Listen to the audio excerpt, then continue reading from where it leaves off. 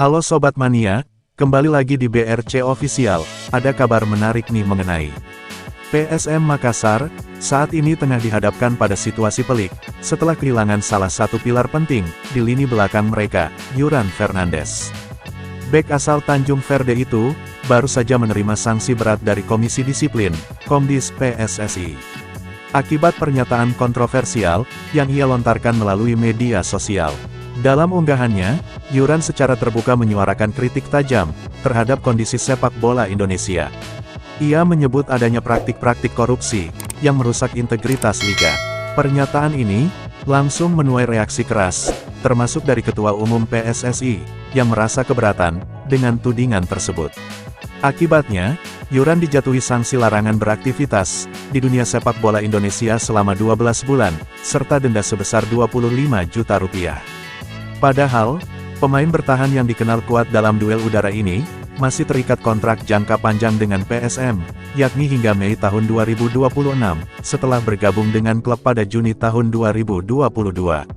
Namun, dengan larangan aktif selama 1 tahun penuh, praktis Yuran tak akan bisa memberi kontribusi apapun bagi Juku Eja, selama musim kompetisi mendatang.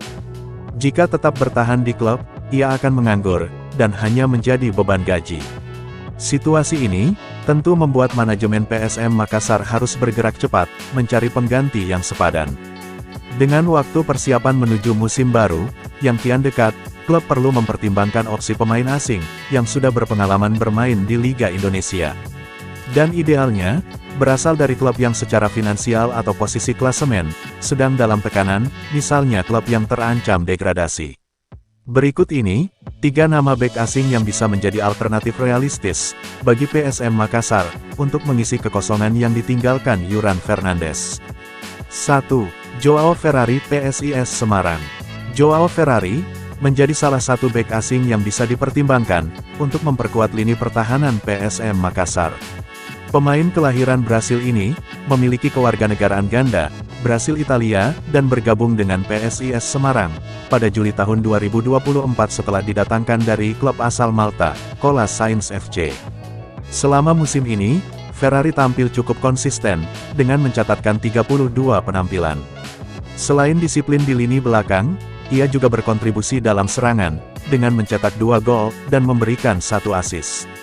Statistik ini menunjukkan, bahwa ia tak hanya bertugas menghalau serangan lawan, tetapi juga bisa membantu tim saat menyerang, terutama dalam situasi bola mati. Situasi PSIS Semarang yang saat ini, berada di zona merah klasemen, membuat peluang merekrut Joao Ferrari, semakin terbuka lebar. Terlebih, belum ada informasi resmi mengenai masa kontraknya di PSIS, sehingga manajemen PSM bisa lebih leluasa untuk melakukan pendekatan. 2. Tin Martic, Semen Padang. Bek asal Kroasia ini, juga layak dipertimbangkan, sebagai pengganti sepadan untuk Yuran Fernandes. Tin Martic, 29 tahun, bergabung dengan Semen Padang, pada Juli tahun 2024 dari klub Slovenia, NK Aluminic. Pengalaman bermain di Eropa, serta postur dan ketenangan dalam bertahan, membuatnya menjadi pemain yang solid di lini belakang. Angka ini cukup baik, untuk ukuran seorang bek tengah, dan menunjukkan bahwa ia juga mampu memberi kontribusi ofensif, dalam situasi tertentu. Dengan ancaman degradasi, yang menghantui Semen Padang, besar kemungkinan kontraknya tidak akan diperpanjang, atau ia sendiri memilih hengkang ke klub yang lebih stabil.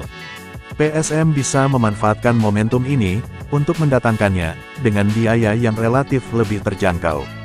3. Kim Min Kyu, Semen Padang. Opsi menarik lainnya, datang dari Asia Timur. Kim Min Kyu, adalah bek muda asal Korea Selatan, yang baru berusia 25 tahun. Ia merupakan eks-pemain timnas Korea Selatan U17, dan direkrut oleh Semen Padang dari Kelantan FC, Malaysia, pada awal musim 2023. Meski usianya tergolong muda, dibanding 2 nama sebelumnya, Kim Min Kyu memiliki kecepatan, ketangguhan fisik, dan disiplin tinggi. Karakteristik umum pemain Korea Selatan, yang bisa memberi warna berbeda, di lini pertahanan PSM. Kontraknya bersama Semen Padang, juga dikabarkan hanya sampai akhir musim ini, yang berarti PSM punya peluang besar, untuk merekrutnya tanpa biaya transfer. Jika direkrut, Kim Min Kyu bisa menjadi investasi jangka menengah, yang menjanjikan. Mengingat, Ia masih berada di usia produktif, dan punya potensi untuk terus berkembang. Namun, ini juga bisa menjadi momentum untuk menyegarkan lini pertahanan, dengan mendatangkan pemain yang lebih sesuai dengan kebutuhan tim ke depan.